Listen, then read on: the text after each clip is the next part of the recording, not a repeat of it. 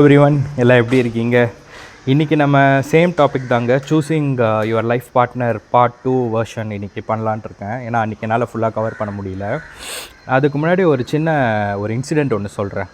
Cricket பார்க்குறவங்களுக்கு இது தெரியும். 2023 வேர்ல்ட் கப் அதில் வந்து பார்த்திங்கன்னா ஆப்கானிஸ்தான் டீமும் ஆஸ்திரேலியா டீமும் விளையாடுது. ஆப்கானிஸ்தான் வந்து ஃபஸ்ட் பேட்டிங் ஆடி 291 ரன்ஸ் அடிச்சிட்டாங்க. அது ஒரு பெரிய ஸ்கோரு.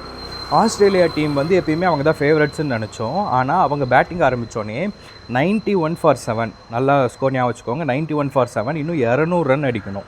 அப்போ மேக்ஸ்வெல்னு ஒரு பிளேயர் பேட்டிங் ஆடுறாரு. இன்னொரு சைடு பேட் கமின்ஸ்னு ஒரு பிளேயர் நின்று விளையாண்டுட்டுருக்காரு. பேட் கமின்ஸ்ன்றவர் தான் கேப்டன் அண்ட் அவர் பவுலர். அந்த மேட்ச்சில் வந்து பார்த்திங்கன்னா 91 ஃபார் 7லேருந்து ஸ்லோவாக மேக்ஸ்வெல் ஒவ்வொரு பக்கம் நின்று ரன்னு அடிச்சுக்கிட்டே இருக்கார். பேட் கமின்ஸுன்றவர் ஒரு பக்கம் அந்த எண்டை ஹோல்டு பண்ணிகிட்டே இருக்கார். கடைசியில் மேட்ச் முடிகிறப்போ மேக்ஸ்வெல் 200 ரன்ஸ் ஸ்கோர் பண்ணிட்டார். கமின்ஸ் வந்து 18 or 12 ரன்ஸ் தான் அடிச்சிருந்தார் அந்த பார்ட்னர்ஷிப்பில். ஆனால் ஜெயிச்சிட்டாங்க ஆஸ்திரேலியா. 91 ஃபார் 7லேருந்து 292 293 அடித்து ஜெயிச்சிட்டாங்க அந்த மேட்ச்சை. இதுக்கு நீங்கள் காரணம் என்னன்னு நினைக்கிறீங்க? எல்லாம் சொல்லுவாங்க மேக்ஸ்வெல் வந்து 200 ரன் அடித்தார், அவர் தான் காரணம்னு. நீங்கள் இன்னொரு தேர்ட் ஆங்கிளில் யோசிச்சு பாருங்கள். கிரிக்கெட் நல்லா புரிஞ்சவங்களுக்கு தெரியும். ஒரு பக்கம் பேட் கமின்ஸுன்றவர் 68 பாலுக்கு 12 ரன் 18 எனக்கு ஞாபகம் இல்லை, 12 ரன் தான் அடித்தார். ஆனால் ஒரு பக்கம் ஹோல்டு பண்ணிட்டார் விக்கெட் விழாமல். இந்த பக்கம் மேக்ஸ்வெல் அடிச்சுட்டே இருந்தார். ஒருவேளை பேட் கமின்ஸ் வந்து தூக்கி அடித்து அவுட் ஆகியிருந்தாலோ நெக்ஸ்ட் 2 பவுலர் தான் அவங்க விக்கெட்டை எடுத்திருந்தாங்கன்னா ஆஸ்திரேலியா இன்றைக்கி தோற்றுருக்கும். நான் சொல்ல வர்றது உங்களுக்கு புரியும்னு நினைக்கிறேன். ஒரு பார்ட்னர்ஷிப்பில் ஹஸ்பண்ட் அண்ட் ஒய்ஃப் 2 பேருமே ஒரு நேரத்தில் ஈக்குவலாக ஸ்ட்ராங்காக இருக்கணுன்ற அவசியமே கிடையாது. நான் அன்றைக்கே சொன்ன மாதிரி நான் கிடையாது, இது நாம். அந்த டீம் மாதிரி நீங்கள் 2 பேருமே ஒரு டீம் தான். ஸோ நீங்கள் ஒரு பார்ட்னர் சூஸ் பண்ணுறப்பவே நீங்கள் வந்து 1 லட்ச ரூபாய் சம்பளம் வாங்குறீங்கன்னா அவங்க 1.5 லட்சம் வாங்கணும்னு எதிர்பார்க்குறீங்கன்னா எப்படி? சிலர் வந்து ஜென்ஸாக இருக்கட்டும் லேடிஸாக இருக்கட்டும், சிலர் வந்து 20 to 25 அதில் வந்து அவங்க பீக் கெரியரில் இருப்பாங்க, நல்லா சம்பாதிப்பாங்க. சிலர் வந்து 30 to 35, சிலர் 40+ கூட. நான் இன்றைக்கி சொன்ன அதே விஷயந்தான். ஸோ ஒரு பக்கம் ஒரு பார்ட்னர் வந்து சம்டைம்ஸ் லோவர் டைம்ஸில் இருக்கிறப்போ இன்னொரு பார்ட்னர் ஹெல்ப் பண்ணும். ஸோ அவங்க லோ டைமில் வரப்போ இவங்க அவங்களுக்கு ஹெல்ப் பண்ணுவாங்க.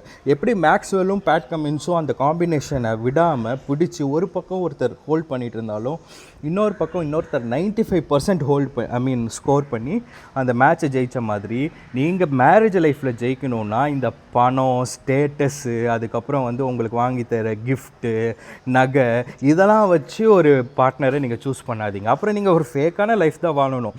இதோ இந்த இன்ஸ்டாகிராமில் இருக்காங்களே, இந்த கன்னத்தில் முத்தம் கொடுத்துக்கிற மாதிரி ஃபோட்டோ எடுத்து பண்ணுறது, அப்புறம் வந்து தூக்கி சுற்றுறது, ட்ரிப்பு போய் best husband in the world, best wife in the world, பைக்கில் எழுதி ஒட்டிக்கிறது, இது எல்லாத்தையும் நீங்கள் ஓப்பனாக எக்ஸ்போஸ் பண்ணிட்டீங்கன்னா நீங்கள் வீட்டில் ஏதோ ஒரு படத்தில் கேட்பாங்களே, எல்லாத்தையுமே நீங்கள் ரோட்லேயே பண்ணிட்டா வீட்டில் போய் நீங்கள் என்ன தாண்டா பண்ணுவீங்க? அதேன்ற மாதிரி தான். உங்களுக்குன்னு ஒரு ப்ரைவசி இல்லை, ரொம்ப அன்செக்யூர்டு. அதாவது உங்களுக்கே உங்கள் காதல் மேலே நம்பிக்கை இல்லாதவங்க தான் இந்த மாதிரி வேலைலாம் பார்ப்பாங்க. ஸோ பணத்தை வச்சு உங்கள் பார்ட்னரை சூஸ் பண்ணிங்கன்னா நான் அன்றைக்கி சொன்ன மாதிரி அது ஒரு பிஸ்னஸ் பார்ட்னர் தான். அவங்கள வந்து உங்கள் லைஃப் பார்ட்னராக எதிர்பார்க்காதீங்க. ஒரு 25 to 28 உங்களுக்கு மேரேஜ் ஆகுதுன்னு வச்சுக்கோங்க. 25 வருஷம் அந்த பொண்ணு ஒரு தனி லைஃப் வாழ்ந்துருக்கு. நீங்கள் பையனாகவும் 27 28 days ஒரு லைஃப் வாழ்ந்துருப்பீங்க. உடனே எப்படிங்க உங்கள் 2 பேருக்கும் நீங்கள் கல்யாணம் ஆகி ஒரு 3 மாதத்தில் 2 பேரும் எப்படி அண்டர்ஸ்டாண்ட் பண்ணிப்பீங்க? அந்த டைம் கொடுங்க. எவ்வளோ பெரிய ரிலேஷன்ஷிப்பாக இருந்தாலும் ஒரு 2 to 3 years மேக்ஸிமமில் ஒருத்தரோட அப்சல்யூட் டவுன், அதாவது அவர் பெஸ்ட்டில் என்ன பண்ணுவார், ஒஸ்ட்டில் என்ன பண்ணுவார் அப்படின்றதையும் அண்டர்ஸ்டாண்ட் பண்ணிக்க முடியும். ஸோ உடனே கல்யாணம் ஆகி செட் ஆகாட்டி டிவோர்ஸ் ஆகிறது, உடனே எல்லாம் முடிவெடுக்கிறது, இல்லை திடீர்னு கல்யாணம் முடிவு பண்ணுறது எல்லாமே தப்பு. என்ன கேட்டிங்கன்னா என்னோட தாட், அதாவது இப்போ நான் 37 year old ஆகிட்டேன் போன மண்டேலேருந்து. ஸோ 27 year கௌதம்கிட்ட என்ன சொல்லுவான், இங்கே பாரு, நீ வந்து லவ் பண்ணுறியோ அரேஞ்ச் மேரேஜ் பண்ணுறியோ அது உன்னோட விஷயம். நீ வந்து 2 to 3 years டைம் எடுத்துக்கோ, ஒருத்தவங்களோட பழகு.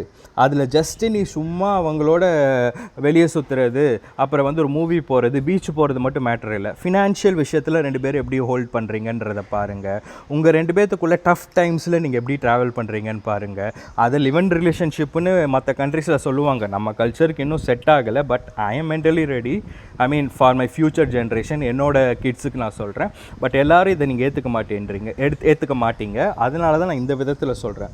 1 or 2 years. ஏன்னா நீங்கள் லவ் பண்ணுறப்ப கூட உங்கள் அப்பா அம்மாவோட காசு எடுத்துகிட்டு வருவீங்க, இல்லாட்டி உங்கள் வீட்டில் இருக்க காசு நீங்கள் செலவு பண்ணுற காசு எடுத்துகிட்டு வந்து லவ்ன்ற பேரில் நல்லா ஊர் சுற்றுவீங்க, எல்லாம் பண்ணுவீங்க. ஆனால் அதுவும் மேரேஜ் லைஃப் கிடையாது. அரேஞ்ச் மேரேஜ் ஈக்குவலாக லவ் மேரேஜ்லேயும் இங்கே பிரச்சனை இருக்குது. ஸோ எப்போ ஒருத்தர் இன்னொருத்தருக்கு விட்டு கொடுக்குறீங்களோ, எப்போ ஒரு ப்ராப்ளம் வருதா, அதை போய் இன்னொருத்தர்கிட்ட போய் காசிப்பாக பேசி மச்சான் என் ஒய்ஃப் இப்படி பண்ணிட்டாடா, இல்லை உடனே ஒய்ஃப் வந்து என் ஹஸ்பண்ட் சரியில்லை இது மாதிரி பண்ணிக்கிட்டே இருக்கான் அவ்வளோதான் சொல்கிறது, இப்படி காசிப்பாக பேசிகிட்டே இருந்தீங்கன்னா அது மல்டிப்ளை ஆகிட்டே தான் இருக்கும். அது சரியாகாது. எனக்கு ஒரு சீனியர் ஹெச்ஆர் மேனேஜர் சொல்லி கொடுத்த வார்த்தை இது என் மனசில் எப்பயுமே இருக்குது. எந்த ஒரு பிரச்சனைனாலும் பர்மனன்ட் சொல்யூஷன் தேடுங்க. பெர்மனெண்ட்டாக டைம் எடுத்துக்கிட்டோம், 2 வருஷம் 3 வருஷம் கூட ஆகட்டும்.